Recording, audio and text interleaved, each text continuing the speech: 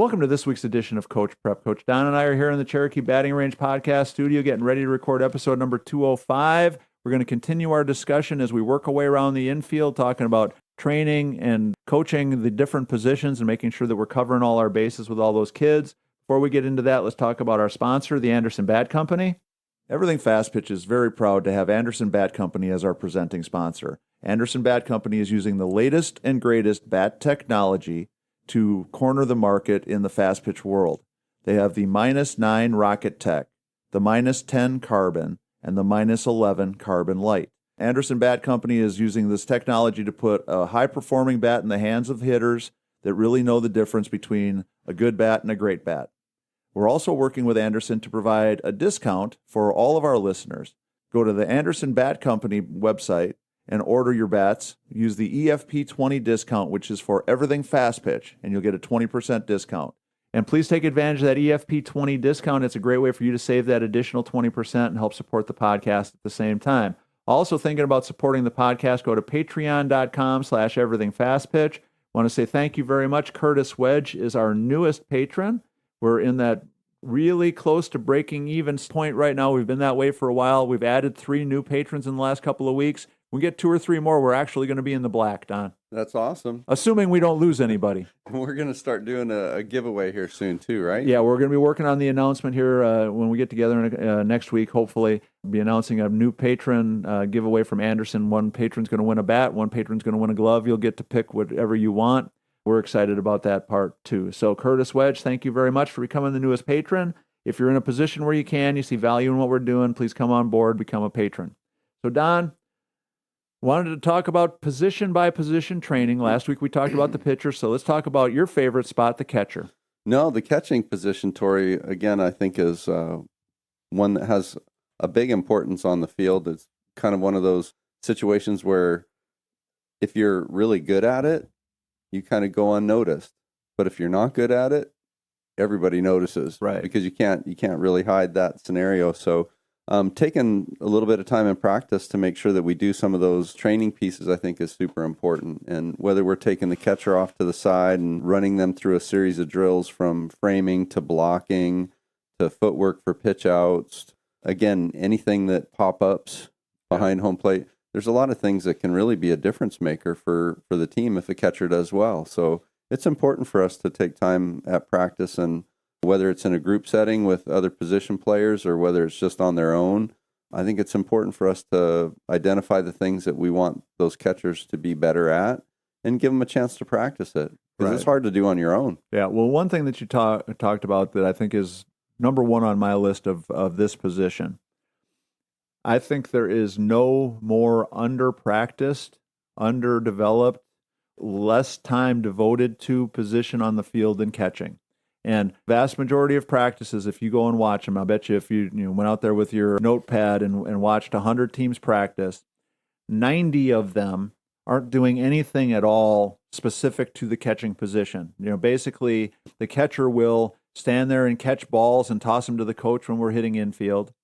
So they get a little bit of practice catching that throw from the first baseman, but it's not in a game situation. It's not by home plate. It's not to make a play or anything. It's just to catch it and toss it to the coach to hit the next fungo.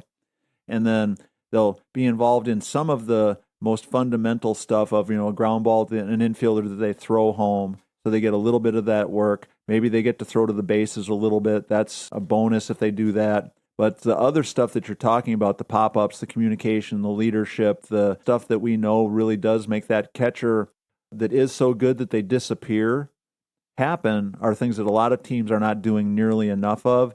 And so I love your idea of separating the catchers out, having them, maybe as a side station while something else is going on, working on all their different skills, making sure that we're incorporating the catching position-specific stuff into our drill work, our infield work, our outfield work as much as possible, and just doing everything we can to make sure that that position is getting the amount of time and attention that it deserves to have based on the importance that it has on what's going to happen on the field and in the games. I was going to say, Tori, every pitch that's thrown, they're doing something. Right. And we're not able to do that well, it's going to affect the team. Right. Whether we're not getting borderline pitches for our pitchers because we don't work on our framing when we're, at practice, whether it's a pass ball that allows a run to score because we don't work on blocking at practice, whether it's a pop-up behind home plate that is difficult to do in practice, Right. but we don't make it happen. I mean, you can take your catchers out to second base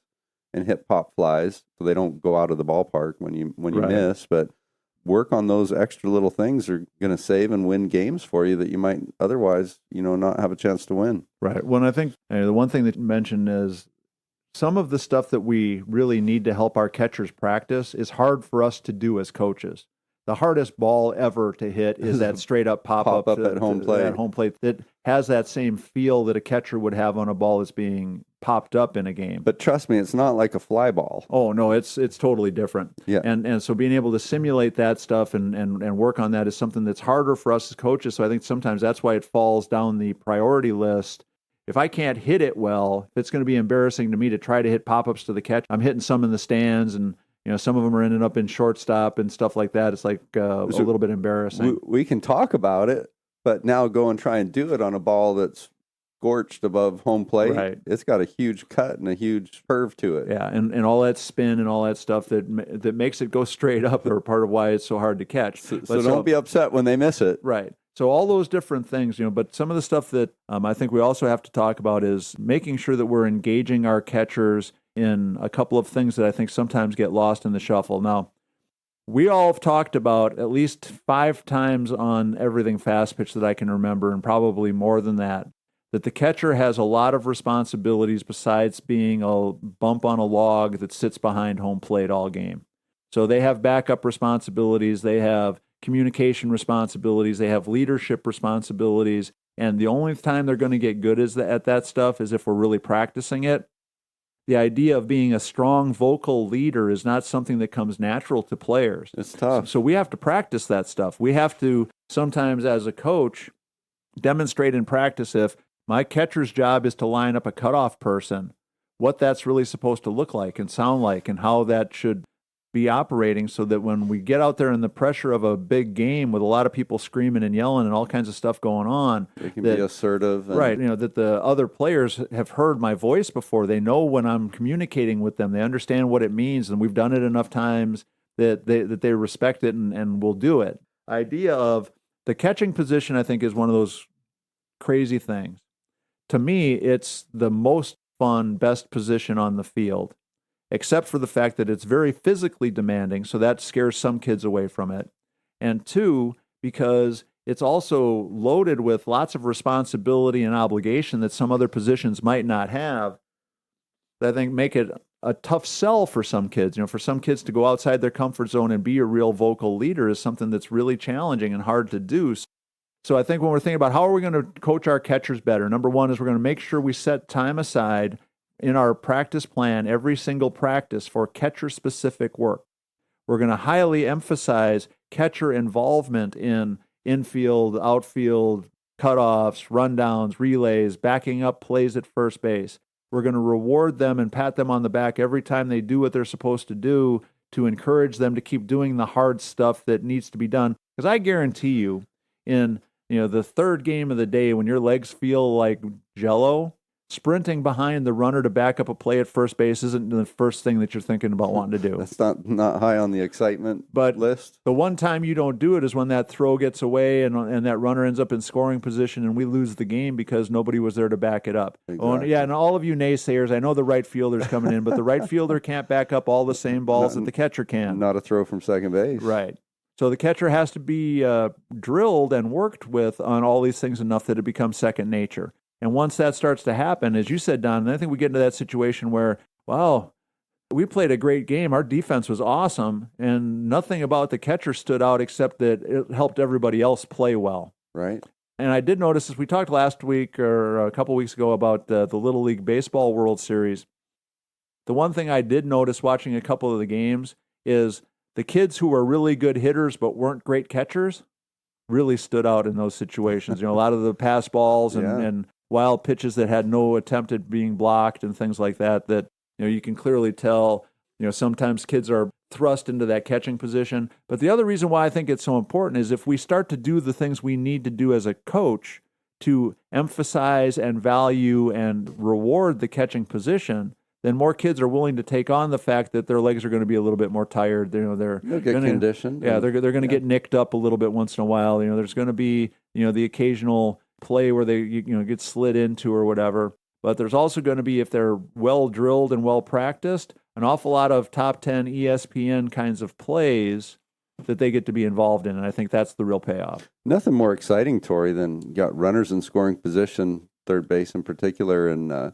ball in the dirt, and the catcher blocks it properly, and it's right back there on home plate, and you pick it up and throw it back, and you kind of save the moment. Yeah. But that doesn't happen just by chance. That blocking the ball in the dirt and saving a run didn't just happen. It happened many times before that. It was created by the thousands of times it was practiced. To your point earlier, if you're not really paying attention, you don't notice that the catcher just saved us a run, which might have saved us the game, which might have given us a chance to win it in the 7th inning, because in the 3rd inning, she blocked that ball and kept that runner at third, and then the next girl hit a pop-up, and we got out of the inning. Yep. So it's one of those things. Catching is definitely the position that when it's done well, it's going to make your team much, much better. But the only way that's going to happen is if we're really emphasizing it. And like I said earlier, if you're the coach that's made this mistake of thinking the catcher's job is to toss you a ball so you can hit a fungo, it's time to make a major, major adjustment. So get a bucket of balls, and when you run out of balls, get another bucket, and then that way the catcher can be over there working with the other catchers on blocking and framing and pop-ups and throws and footwork and all that other stuff. I like that idea. Or an assistant coach, somebody else can catch up, right? Yeah. But one of the dads that's so quick to tell you all the stuff that you're doing wrong, they'd be a great person to catch balls to toss them to you. No, I can remember a couple of groups that when I was younger, we did stuff like that. They took time to work on blocking, on framing, on things like that. And I so appreciated that. Right. That was awesome. Let's be the coach and the team that gives the catchers a little extra. Yeah, the team and the coach that the catchers all want to play for. Yeah. That would be a good place to be. Awesome. All right, so Don, that's going to wrap up 205. Make sure you support the Anderson Bat Company. And if you're in a position where you can become a patron, go to patreon.com/everythingfastpitch. Go to the fastpitchprep.com website, order your Square Cuts training discs, check out the YouTube channel and the blog post. There's tons and tons of information there. And also, as always, make sure you reach out to us, everythingfastpitch@gmail.com or fastpitchprep@gmail.com. Either one of those email addresses will work for questions, comments, ideas, Player of the Week nominations for the Everything Fast Pitch podcast, and anything else you want to talk about. So for Coach Don McKinley and our producer, Stan Lewis, this is Coach Tori saying thanks for listening. We'll talk to you again next week.